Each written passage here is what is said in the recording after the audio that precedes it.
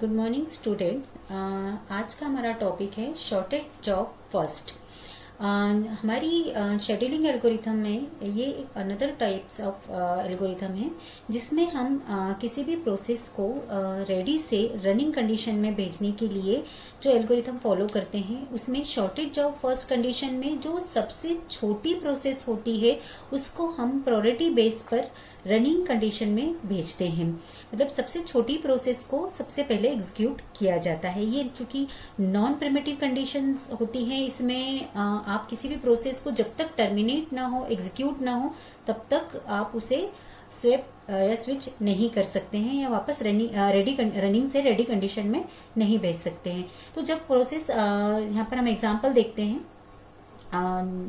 जो different three type की process हमें यहाँ पर दी हुई है, P1, P2, P3, जिसमें इनका एग्जीक्यूशन टाइम जो है वो आपका दिया हुआ है। जो बस टाइम है P1 24 millisecond, P2 03 millisecond and P3 03 millisecond. Now अगर हम इनको रिप्रेजेंट करें in graphical condition in Gantt chart, तो हम देखते हैं क्योंकि हमारा इसमें हमें ये देखना है कि सबसे छोटी जॉब कौन सी है, सबसे छोटी प्रोसेस कौन सी है। तो P2 और P3 दोनों ही जो है सेम टाइम ले रही है। क्योंकि P2 हम ये मानते हैं कि क्यू में वो सबसे पहले आई है, तो हम उसे एग्जीक्यूशंस के लिए सबसे पहले भेजते हैं। यानी P2 छोटी प्रोसेस है, छोटी जॉब है, तो हम उसे एग्जीक्यूशन के लिए पहले भेजते हैं। 0 पर इसे एग्जीक्यूशन के लिए रनिंग कंडीशन में भेजा। 3 सेकेंड पर ये कंप्लीट होकर, चूंकि इसका बस टाइम 3 सेकेंड है, एग्जीक्यूट होकर टर्मिनेट हो जाती है। 3 सेकेंड पे चूंकि अगली छोटी प्रोसेस हम कंपेयर करके देखते हैं P1 और P3 में, तो P1 के कंपेयर में छोटी प्रोसेस है, तो हम उसे रनिंग कंडीशन में एग्जीक्यूशन के लिए भेज देते हैं। देन 3 सेकेंड पे P3 एंटर होती है और 3 सेकेंड वो एग्जीक्यूशंस के लिए लेती है और 3 सेकेंड के बाद वो 6 मिली सेकेंड पर टर्मिनेट हो जाती है। 6 मिली सेकेंड पर अब चूंकि अकेले P1 प्रोसेस बची है, लास्ट कोई कंपेयर के लिए प्रोसेस नहीं है, तो P1 जो है वो एग्जीक्यूशन के लिए एंटर होती है। चूंकि उसका बर्स्ट टाइम, एग्जीक्यूशन टाइम 24 मिली सेकेंड है, तो 6 + 24 30 मिली सेकेंड पर वो टर्मिनेट हो जाती है। नाउ हम इसका वेटिंग टाइम में अगर देखें तो P1 प्रोसेस को जो टाइम लगा है वो 0 to 6 मिली सेकेंड, 0 से 6 मिली सेकेंड तक उसे वेट करना पड़ा है।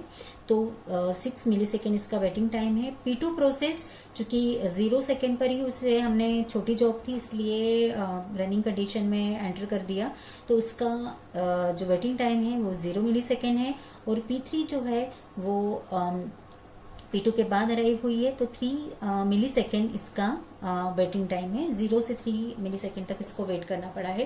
टोटल अगर इसका एवरेज वेटिंग टाइम हम कैलकुलेट करें तो ये हमारा आता है 6 + 0 + 3 upon 3 equal to 3 millisecond जो है हमारा इसका एवरेज वेटिंग टाइम आता है।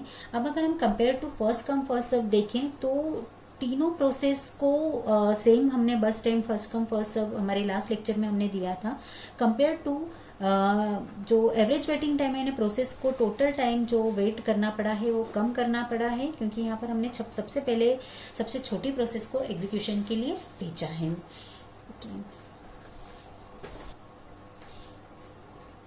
शॉर्टेज जॉब फर्स्ट का हम एक दूसरा एग्जांपल भी देखते हैं, जिसमें से विथ अराइवल टाइम मैंने यहाँ एक्सप्लेन किया हुआ है। अगर हमारी प्रोसेस को अराइवल टाइम भी गिवन है तो हम देखते हैं प्रोसेस P1, P2, P3, जिसमें हमें वही एग्जीक्यूशन टाइम, बर्स्ट टाइम जो है 24 मिली सेकेंड दिया हुआ है, लेकिन इनका अराइवल टाइम यानी P1 प्रोसेस जो है वो 0 मिली सेकेंड पर अराइव हुई है, P2 जो है वो 1 मिली सेकेंड पर अराइव हुई है और P3 जो है वो 2 मिली सेकेंड पर अराइव हुई है।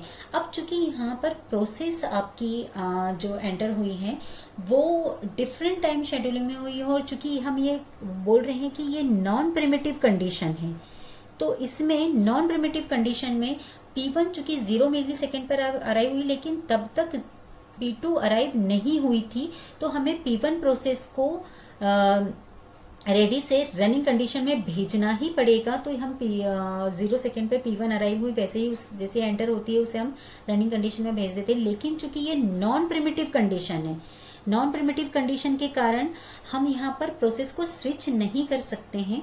तो प्रोसेस जब तक कंप्लीट नहीं होती है, टर्मिनेट नहीं होती है, तब तक उस प्रोसेस को हमें रनिंग या सीपीयू में रखना पड़ेगा और वो कंप्लीट होने के बाद टर्मिनेट हो जाएगी, यानी 0 से 24 तक ही एग्जीक्यूट होगी।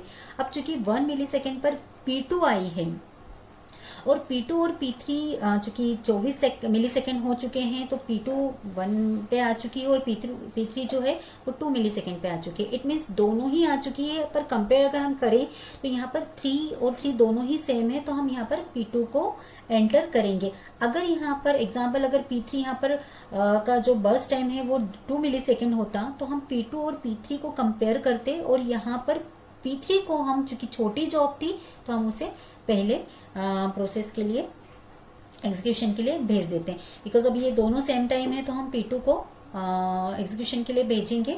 देन 27 मिली सेकेंड पर ये एग्जीक्यूट होकर कंप्लीट हो जाएगी। उसके बाद P3 आएगी और P3 यहाँ पर एग्जीक्यूशन के लिए सीपीयू में आएगी। देन 30 मिली सेकेंड पर ये टर्मिनेट हो जाएगी। अब यहाँ पर हम देखते हैं कि अगर इसका टर्न अराउंड टाइम देखें तो 24 माइनस 0 यानी हमारा टर्न अराउंड टाइम है completion time then arrival time. तो then 24 minus 0 equal to 24।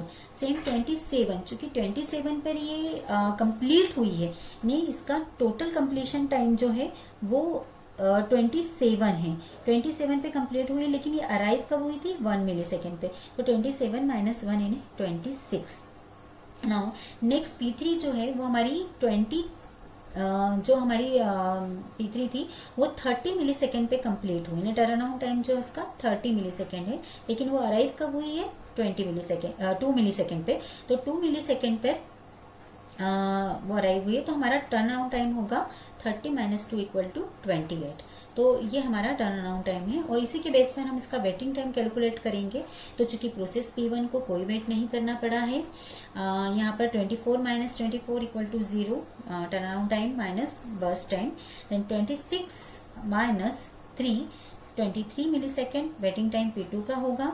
And 28 minus 3 यानी turn around time minus burst time then equal to 25 millisecond जो है P3 का होगा। और हमारा एवरेज वेटिंग टाइम हम इसको कैलकुलेट करेंगे तो 0 प्लस 23 प्लस 25 ये हमारा टोटल जो एवरेज वेटिंग टाइम होगा वो 16 मिली सेकेंड।